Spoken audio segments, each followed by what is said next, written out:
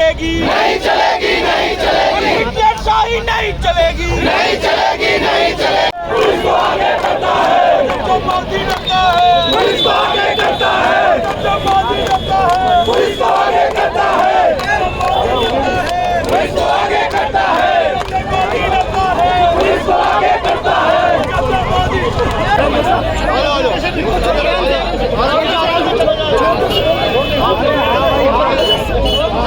अरविंद केजरीवाल की नहीं है, ये लड़ाई हर इस जनता की है जिन्होंने 2013 में एक नई राजनीति का उदय देखा।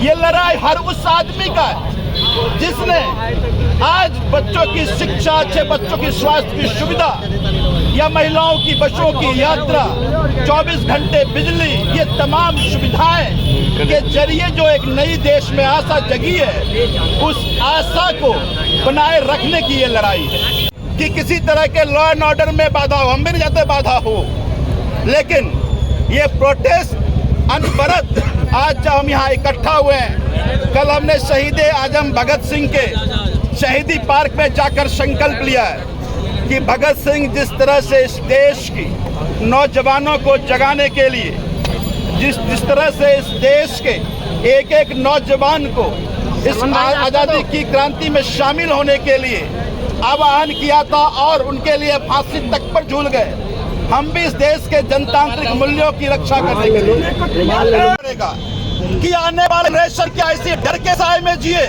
नहीं, और अगर डर के साए में ना जिए तो फिर ये लड़ाई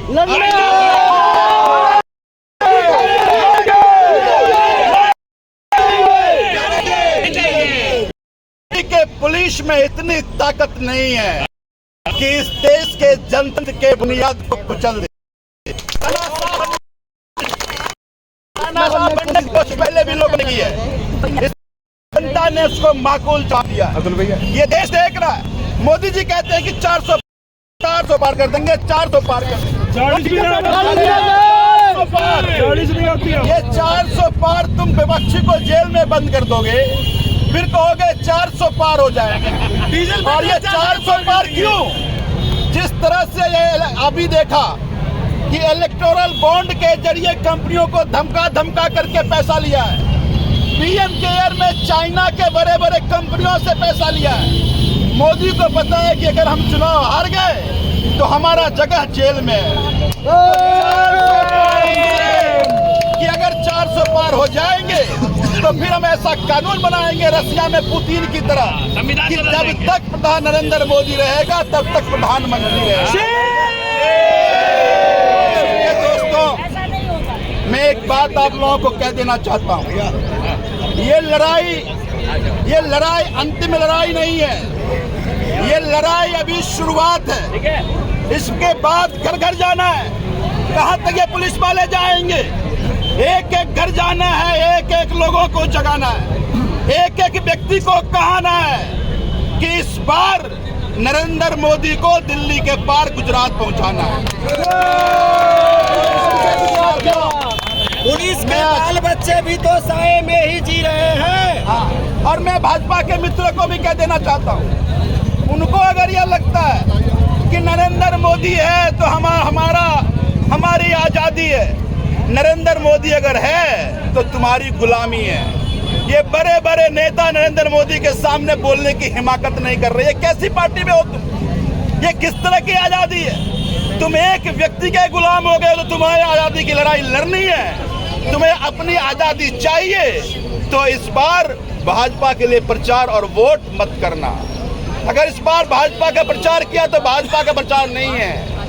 अब ये मोदी की पार्टी है, ये भारतीय जनता पार्टी नहीं है। कल तक कहते थे संघ परिवार हुआ कहता है मोदी परिवार। और ये कैसा मोदी परिवार जिसमें एक से एक भ्रष्ट, लुटेरे, भ्रष्टाचारी, बलात्कारी सबका अड्डा बन के रह गया भारतीय जनता पार्टी। तो इसलिए दोस्तों ये लड़ाई बहुत बड़ी है। आप देख रहे हैं ये पुलिसों का हुजूम। ये पुलिसों का हुजूम किस लिए? पहली बार तो हम प्रोटेस्ट नहीं कर रहे ना, हम तो प्रोटेस्ट करते रहे, हम तो ये लड़ाई लड़ते रहे। लेकिन आज जिस तरह से पुलिस की लंबी फौज खड़ा करके आंदोलन को रोकने के लिए ये प्रोटेस्ट को रोकने की कोशिश की जा रही है। ये दर्शा रहा है कि नरेंद्र मोदी डरपोक प्रधानमंत्री है। नरेंद्र मोदी कायर है। पुलिस को आगे